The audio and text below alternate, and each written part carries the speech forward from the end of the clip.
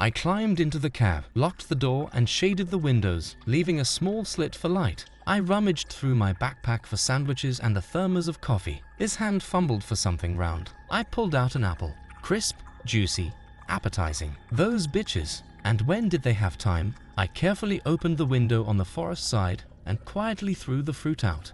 Then I had a snack of sandwiches, as I had taken food for the road with a reserve, and leaned back in the chair and closed my eyes, trying to gather my thoughts. It was a hopeless idea to fight off a comrade. Even if it succeeded, the truck wouldn't start anyway. We need help. With this thought, he took out his cell phone, tried to turn it on, to no avail. I leaned back in my chair again. So daytime is not an option. We can risk at night, and on foot, on the tracks of the truck to the big land, and there to call the authorities. There was a knock on the cabin. I opened the curtain. At the car stood a plump girl with a long blonde braid and a very small, upturned nose, giving her a resemblance to a piglet.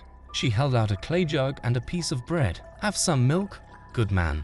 Respect it." I milked the cow myself. I smiled and waved my head in the negative. I pulled back the curtain. The girl did not leave, stood like a statue with an outstretched treat. I sighed. To hell with her. I opened the door.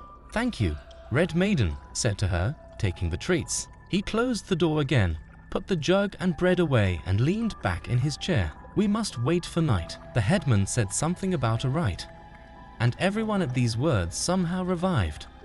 The ceremony was likely to take place in that black church at the edge of the forest, and therefore many of the locals would be involved. So it was the best chance to get Arthur out of here. We'll have to go on foot, though, to scout out at least some of the escape route. When I had a plan of action, I felt calmer. I listened. Somewhere in the distant sides were whistling, friendly cutting the tall grass. A cart rumbled under the stomp of hooves. A hammer rang in a distant smithy. I went out of the forest to avoid being seen. I walked to the wind, so as not to arouse the suspicion of casual witnesses. Then I followed the road back, looking for tire tracks. They were well imprinted in the soft mud after the downpour, and in some places they were already crossed by cart tracks. I came to the edge of the forest, where the fog swirled between the pines, turning the trunks and thorny paws into blurs. I had no sense of sight now, nor did I see the mysterious figures. Maybe I just imagined them, for I had been up all night, and I was nervous. I went only 100 meters into the forest.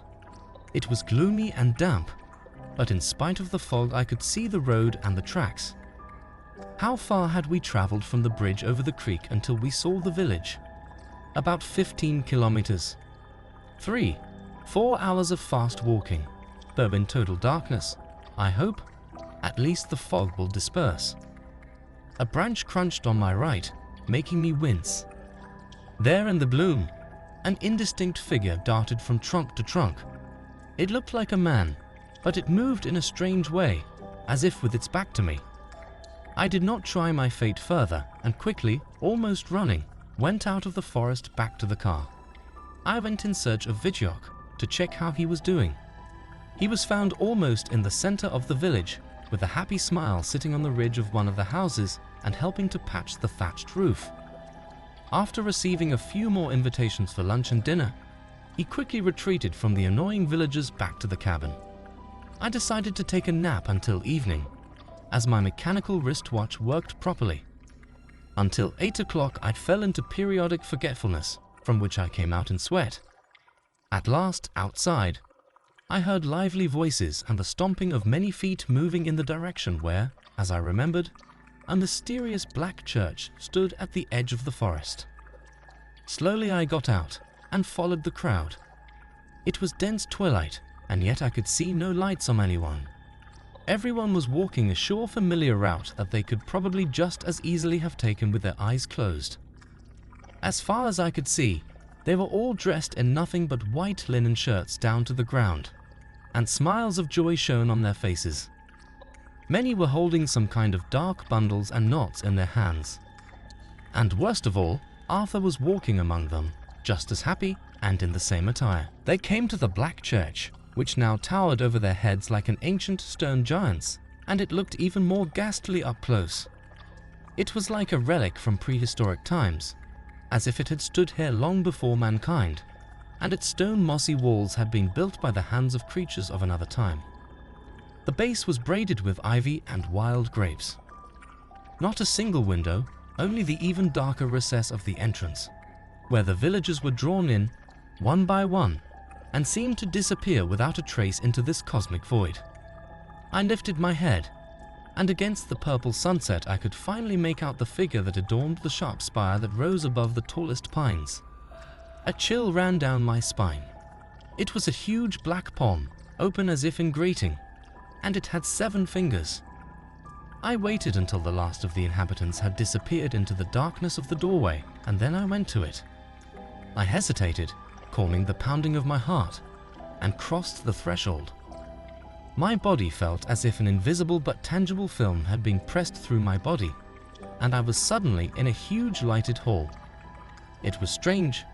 The room was much larger from the inside than from the outside, and it was lit by innumerable candles arranged on shelves along the black walls, and the high ceiling was lost in the humming darkness, as if going to an unreachable height.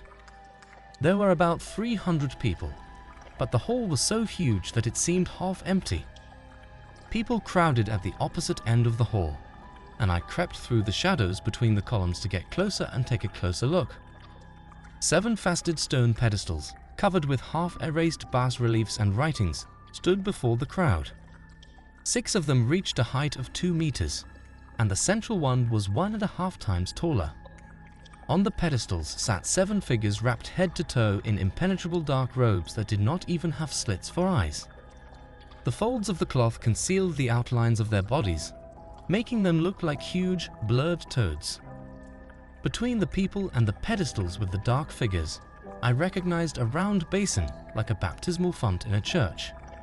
But it was clearly not filled with water, but with something thick, murky green, emitting a faint glow, as if there was a light at the bottom.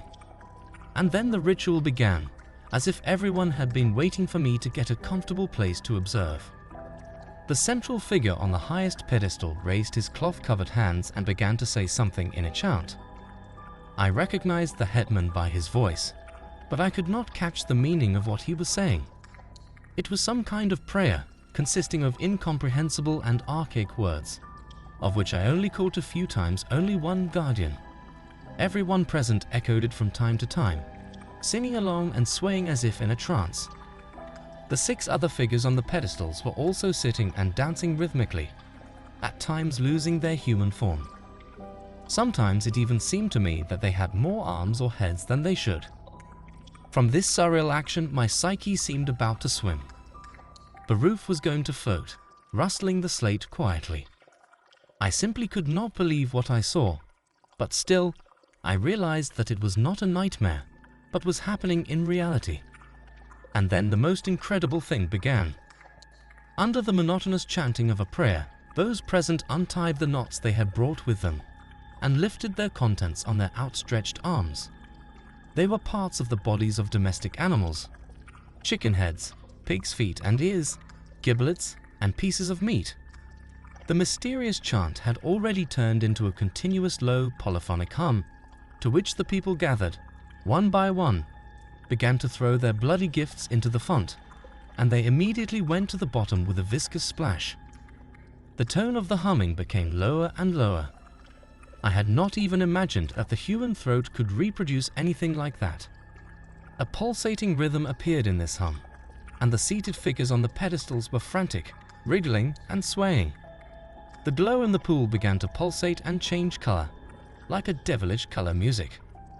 The rhythmic hum and light seemed to ascend to the invisible heights of the temple, straight into the icy cosmic distances. Then Arthur was led to the font.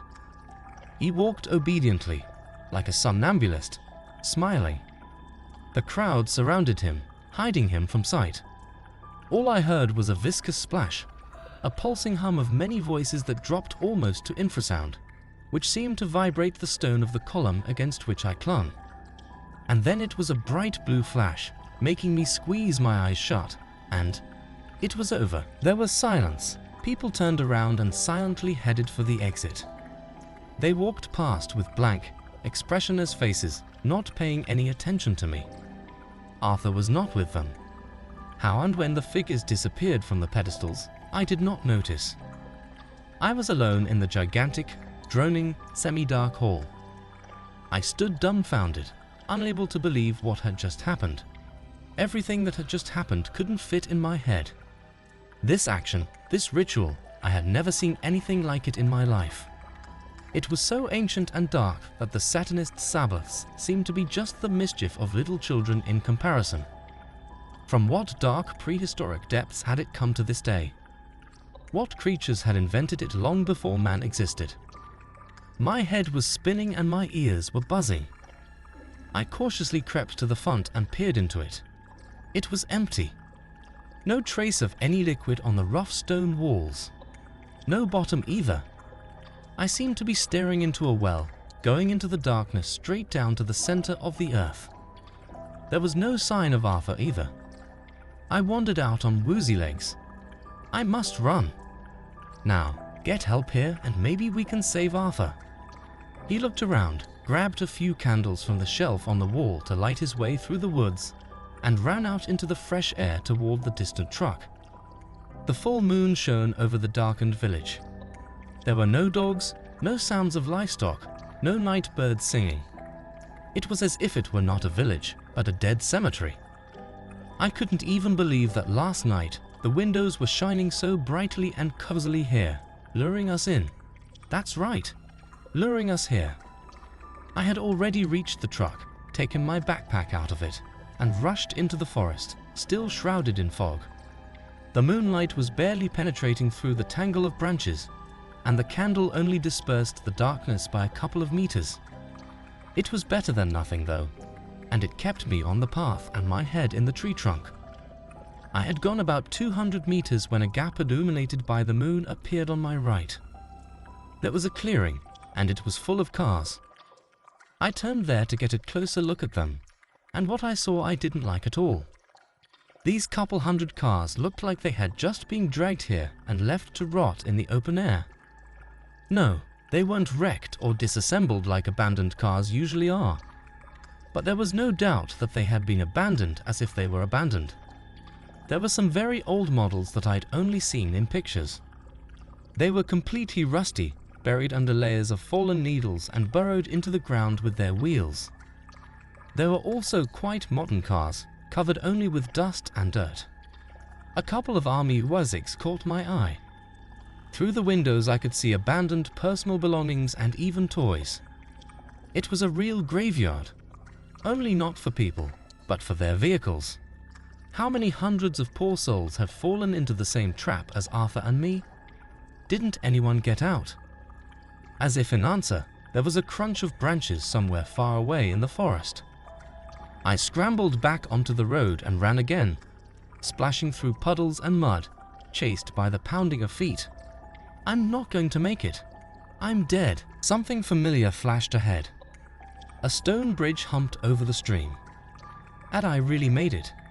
But it must be at least half a dozen kilometers away, right? But there was no time to think about it.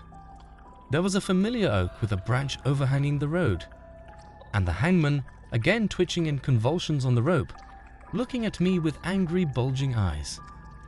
I ran beneath him, squeezing my eyes shut, reached the bridge, and then the footsteps behind me stopped. I stopped, too, to catch my breath and looked back.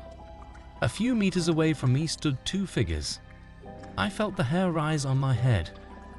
One creature was a scrawny mountain of fur, with long, down-to-the-ground arms and crooked legs, but no face and no head at all. The other monster was naked and very skinny, standing on four long, skinny legs as if on stilts. And he was looking at me with familiar eyes in Arthur's familiar face. I screamed, my psyche failing me, and rushed with renewed vigor to the other side of the bridge. I was not pursued, as if I had crossed an invisible boundary beyond which I was inaccessible. I don't remember how long I ran. I only woke up when my sneakers hit the asphalt of the highway. Then I stopped, sat down on the ground and started catching air with my mouth like a fish. When I came to, I tried to orient myself so I would know where to bring help. The phone, of course, turned on immediately, but I couldn't find the mysterious dirt road. I even found the place where the tracks of my dirty sneakers were coming out of the forest, but there was just a dense wall of bushes and trees. There was no opening. The police didn't believe me, but thought I was out of my mind. Although one of the inspectors told me in confidence that people often disappeared without a trace on that road, sometimes whole families. I don't know how the investigation ended. I'm in an asylum for the insane. I still like to sit by the window at night and look at the sky. And on particularly clear nights I can clearly hear a low choral hum, which rhythmically pulsates in rhythm with the stars. And among the stardust I see the silhouette of a giant palm with 7 fingers.